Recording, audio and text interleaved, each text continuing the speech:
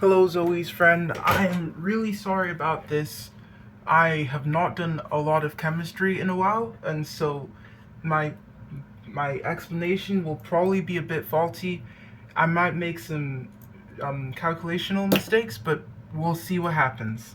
It's gonna be a fun experience because chemistry is fun. Woo! I'm in so much pain. Um, let's go on. Let's get on with it. So we have um we have calcium chloride being reacted with sodium phosphate to produce calcium phosphate, right?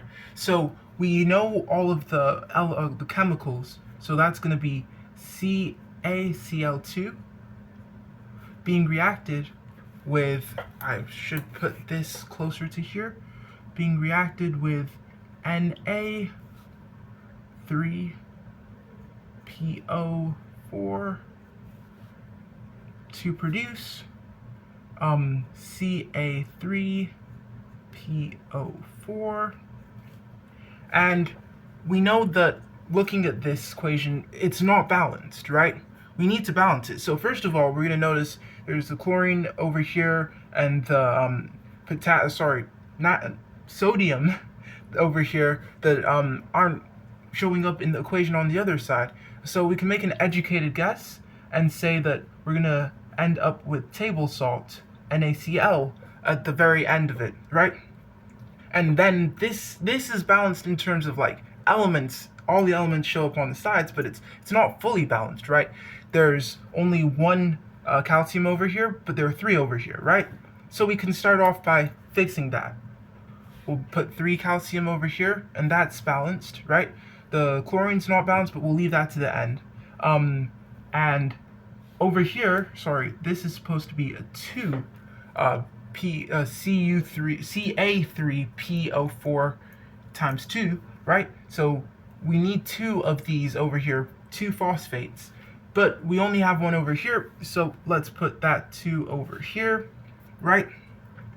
And over here, we can see that this makes this balanced, this makes this balanced. If we look at the CLs, there's going to need to be 6 on this side, so we'll write 6 here. Hopefully this all works out. We have 6 CLs, 3 Ca, that's right. 6 CLs, that's right. 6 NAs, oh, that's right as well. And 2 PO4s. Perfect. Right? So now the question gives us that there's 1.33 kilograms of calcium chloride, right? That we're putting in, right? So we're going to say 1.33 kilograms.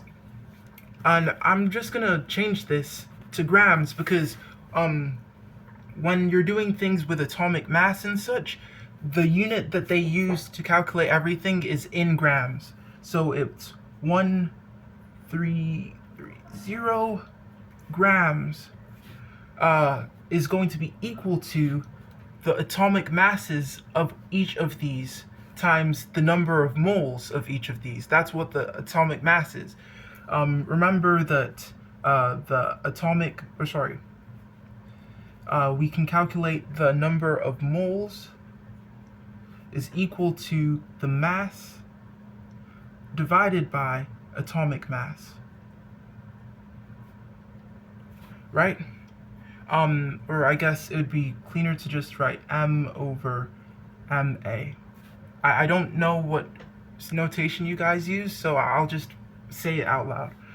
So we know that this number over here is going to be equal, that is the M, so M is equal to moles, that's a lot of M's, times MA, so we get that the moles times the atomic mass of this guy is going to be how many moles we're actually putting in. Or sorry, it's going to be the equal to this number. So how do we calculate the atomic mass of CaCl2? We look over here, Ca is 40.078 plus 2 Cl's over here because it's Cl2, 2 times 35.45, right? And that's going to give you the numbers. So if we do a bit of quick crunching, I have not done this crunching yet. We can we can change stuff around in the equation so that we are solving for moles.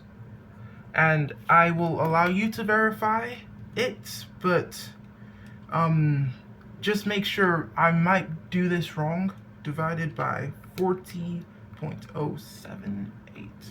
plus 2 times 35.45. This is going to be equal to 11.98, and technically 44, but we'll round it at 2 decimal places, 98 moles, right?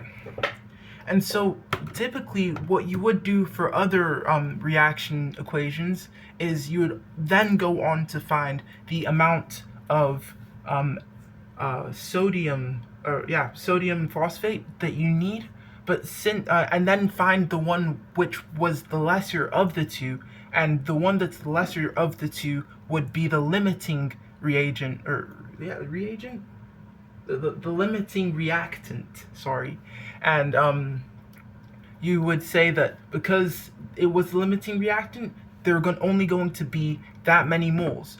However, since we know that it's made in an excess of sodium phosphate, we know that the calcium chloride must be the limiting reactant.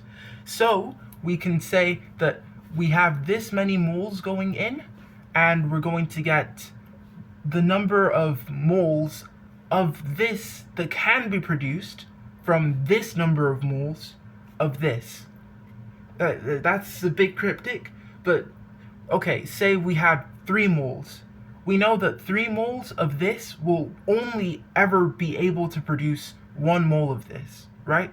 It's a 3-to-1 reaction, right? So now we've calculated that this is the limiting one, right? So we're only ever going to be able to make as much as there is of this, and we're going to, it's 3-to-1. So, as I just said, it's a 3-to-1 reaction, so for every mole of this guy, we have a third of a mole of this, so we'll have this number divided by 3 is going to be equal to the moles of this that we produce, right? And similarly, if we wanted to look at the amount of salt that is being produced, we would have this number times 2 is the amount. So like, it's not necessarily going to be smaller, it's not necessarily going to be bigger. I'm talking too much, you probably understand what I mean by now. So I'll just say moles divided by 3, moles, I will say CL, because there's no CL in this one, it's just a notational thing, divided by 3 is going to be equal to the moles of PO4. I'm just writing it out because I need it to make sense in my brain. So basically all we're going to do is divide that number by 3, and wouldn't you know, we get something that's really close to 4. It's 3.99. I'll add the 5, but it doesn't really matter. And then, since we have the number of moles that we have, so that's basically the question. We have the number of moles that we need to produce, but that's not exactly what they're asking for. Or sorry, we have the number of moles that it will be able to produce, but that's not exactly what they're asking for. They're asking for the mass, the whatchamacallit, the theoretical yield, right? They want the mass. So we know the theoretical yield is going to be 3.995 moles, but we need the mass of that. And so, as we said over here, the mass is going to be equal to the moles times the atomic, or sorry, I guess it's technically the molecular mass, right? So we're going to say 3.995 times the molecular mass of calcium phosphate. So we're going to have to say 3 times the atomic mass of calcium, 40.078, plus it's going to be 2 times everything that's in these brackets, because there's a 2 out here. 2 times the potassium, that's going to be 30.97,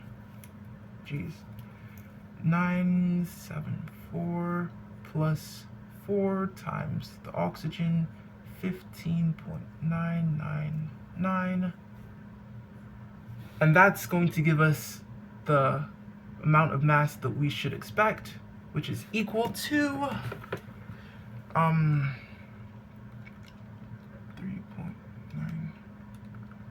times. I'm really sorry about my slow computations and my overall explanations. I just don't know what you have done in class or what you understand well, and yeah, 4 times 16.999, and so